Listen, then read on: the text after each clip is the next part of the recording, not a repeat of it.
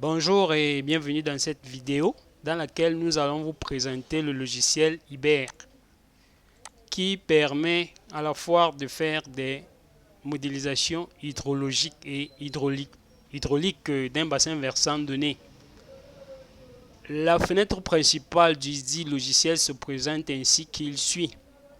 À la gauche, nous avons une panoplie d'icônes qui servent de raccourci pour ouvrir des images, pour créer des points, des lignes, des surfaces, pour supprimer des points, des lignes ou bien des surfaces. Quant aux principaux menus, nous avons File.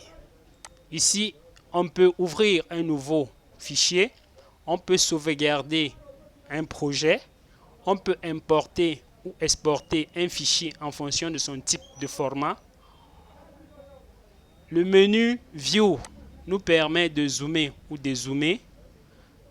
Ici, on peut également faire des rotations. On peut définir la répartition de notre fenêtre en choisissant l'un des modèles qui nous est proposé à cet endroit précisément. Le menu Géométrie permet de créer des points, des lignes ou bien des surfaces. Ici également, nous pouvons créer une relation de connectivité entre plusieurs entités surfaciques. Utility nous permet de gérer les groupes de couches qu'on a créés sur Iber. Dans préférence, nous pouvons choisir la couleur de notre fond d'écran. Il y a également une panoplie d'outils à cet endroit qui nous facilite le travail sur Iber. Menu data. Ici, nous avons le sous-menu Problème data qui nous permet de paramétrer le processus de calcul. Le sous-menu Hydrodynamique permet de définir les conditions de bord, les conditions initiales, les conditions internes, les structures, c'est-à-dire les couvercles de pont, des ponts, le cas échéant. Quant au sous-menu Rugosité, nous définissons principalement la nature du sol en y affectant des données appropriées. Le processus hydrologique nous permet de définir les hiétographes, d'assigner les hiétographes, d'affecter des pertes en fonction de la nature du sol.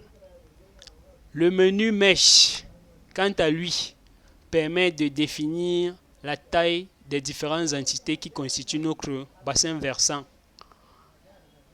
Calculer, quant à lui, permet de lancer le processus de calcul.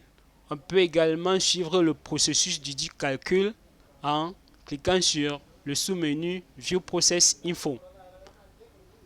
Hyper Tools permet d'ouvrir le fichier MNT qui sera superposé à la maille précédemment créée pour servir de la représentation de la topographie de notre zone étudiée.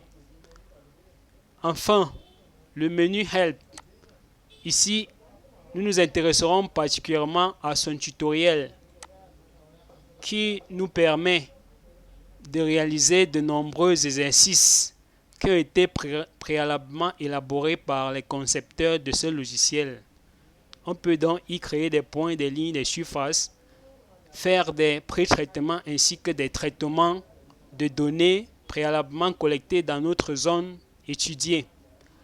Sur ce, je vous remercie de votre aimable attention et rendez-vous dans une prochaine vidéo.